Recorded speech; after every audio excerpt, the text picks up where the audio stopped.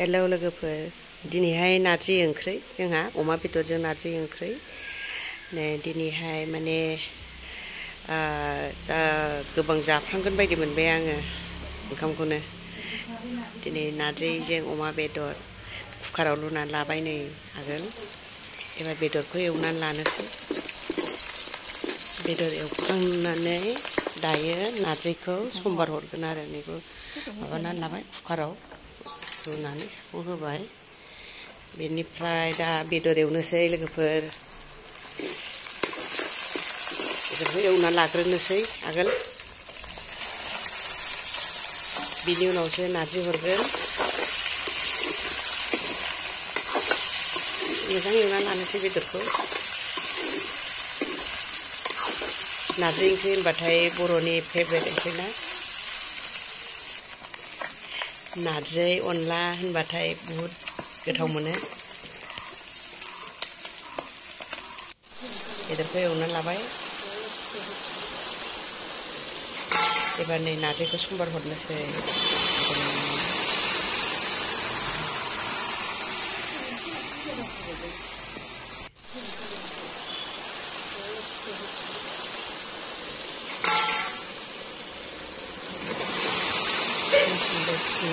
नारजिखौ समबार हरबाय लोगोफोर। एबार गोबाव रुनांगौ, अराव सङोब्ला गोथाव जायो। गेसाव सङोब्ला बारा थावनाय मोना, मोजां गोदौफुनो मोना ना। बेनिखायनो अराव संनांगौ नारजि ओंख्रिखौ। नारजि ओंख्रिखौ अराव सङोब्ला साबसिन जायो। मोजां गोदौ होनांगौ, बहुद गोथाव जायो। लोगोफोर नायलांदो, लाइक कमेन्ट होदो। जोंनि बर'नि नारजि ओंख्रिखौ माबायदि मोनो, सोर सोर मोजां मोनो, सोर सोर मोजां मोना नारजि गोखा जानो। जोंहा नारजि अमा बेदर होनबाथाय एकदमबारे माला मोनगोनसो जायो लोगोफोर। नायलांदो बयबो, एसे लाइक कमेन्ट होलायदो लोगोफोर। सोर नारजि जानो मोजां मोनो, सोर नारजि जानो मोजां मोना खिथाहरलायदो।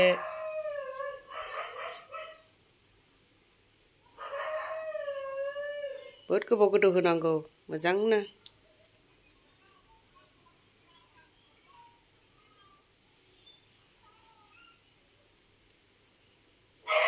नायलांदो लोगोफोर।